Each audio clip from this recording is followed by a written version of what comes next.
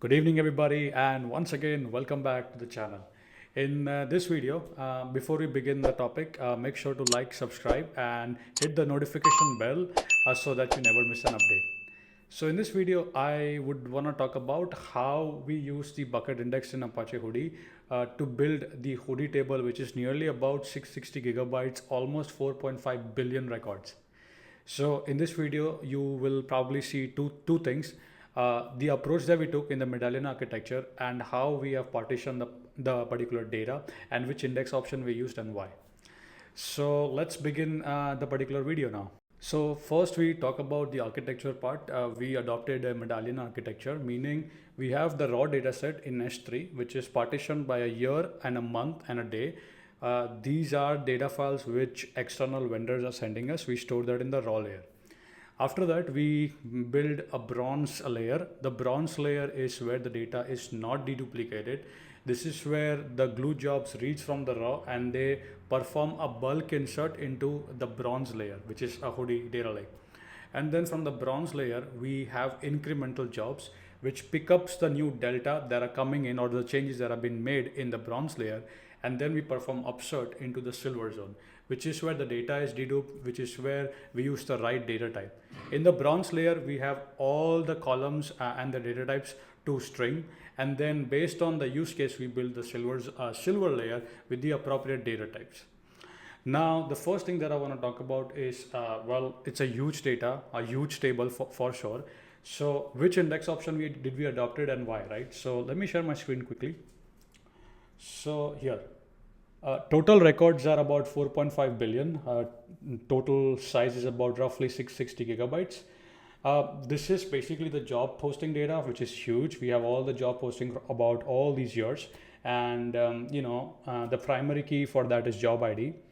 Now, the job ID is a UUID, it's random, right? The target bucket size that we want to achieve is about 128 to 512 megabytes. So the way we decided to partition this data, we did not really have a good column by which we can partition this data lake. And hence what we adopted is instead we chose the first character of the primary key.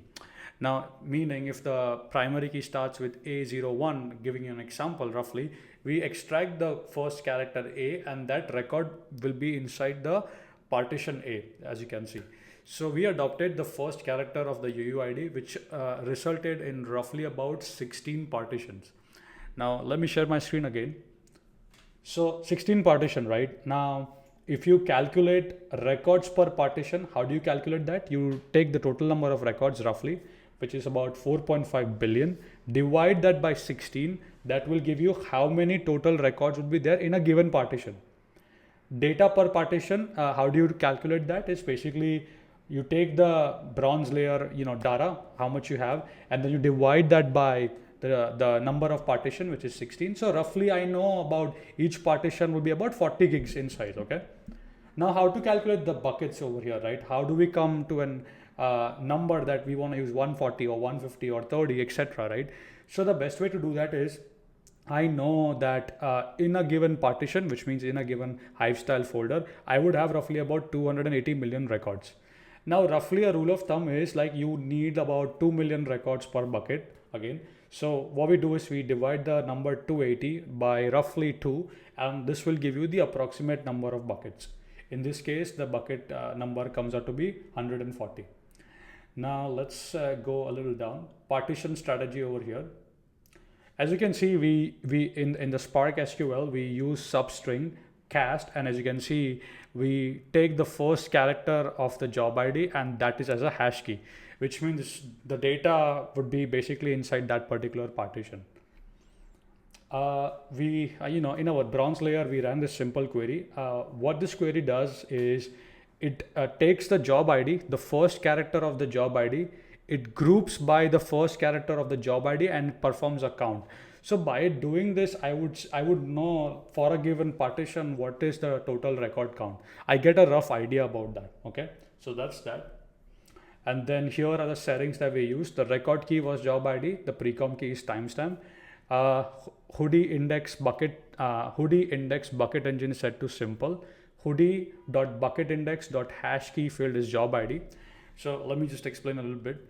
So the reason also we chose bucket index is bucket index do not involve any index lookup, meaning as an incoming record is coming up, it's gonna perform the hash on the job ID, and then it knows which particular bucket that particular record belongs to.